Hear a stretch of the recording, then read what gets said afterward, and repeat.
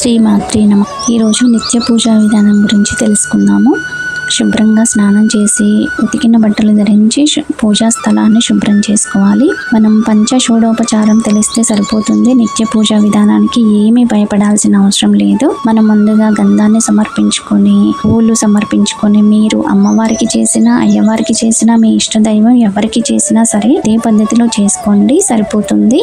ధూపము, దీపము, నైవేద్యము సమర్పించుకోవాలి. నైవేద్యంగా మన ఇంట్లో పండ్లు లేదా డ్రై ఫ్రూట్స్ లేదా మీరు ఇంట్లో వండుకునేటువంటి ఆహారం ఏదైనా భక్తితో సమర్పించుకోవచ్చు. లేదా బెల్లం ముక్క సమర్పించుకోవచ్చు. లేదా చివరికి మంచినీళ్ళైనా కానీ అమ్మవారికి కానీ అయ్యవారికి కానీ భక్తి శ్రద్ధలతో మనం సమర్పించుకోవచ్చు. రోజు ఉదయము సాయంత్రం సంధ్యా సమయంలో మనం 2 పూటల దీపం వెలిగించుకుంటే మనకు తెలియకుండానే ఏదో పాజిటివిటీ చాలా మనసుకు హాయిగా ఉంటుంది. రోజు దీంట్లో మనకి ముఖ్యంగా ఉండాల్సింది ఏంటంటే క్రమశిక్షణ అనేది ఉండాలి. ఏ రోజు కూడా క్రమం తప్పకుండా ఒకే టైంకి మనం పూజను అనేది అలవర్చుకోవాలి. ఒకే టైంకి లేవడం, ఒకే టైంకి తినడం, ఒకే టైంకి పడుకోవడం ఎలా చేస్తామో అలా మనం భక్తితో ఒకే టైంకి అమ్మవారికి కానీ అయ్యవారికి కానీ పూజని చేసుకుంటే మనకి తెలియకుండానే ఎంతో పాజిటివిటీ అనేది తెలుస్తుంది. ఇంకా నిత్య పూజ చేసేటప్పుడు రోజు తల స్నానం చేయాల్సిన అవసరం లేదు. మనం రోజు స్నానం చేసే నీటిలో చిటికెడు పసుపు వేసుకుంటే సరిపోతుంది.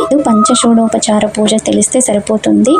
అంటే గంధము, పుష్పము, దీపము, ధూపము, నైవేద్యము ఈ 5 సమర్పించుకొని చివరిగా అక్షింతలు వేసుకొని ఒక శ్లోకం కానీ ఒక పాట కానీ ఒక మంత్రం కానీ చదువుకొని ఇంకా పూజని పూర్తి చేసుకోవాలి.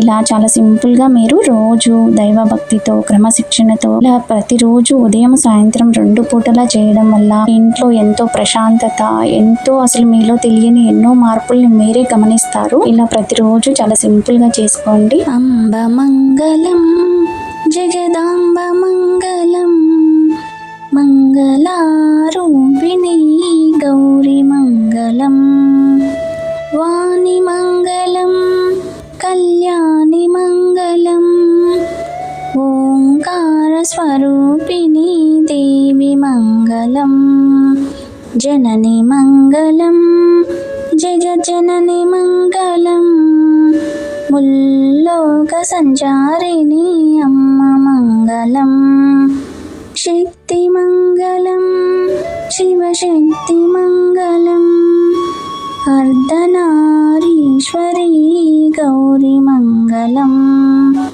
లలిత మంగళం శుభచరిత మంగళం శ్రీ త్రిపుర సుందరీ దేవి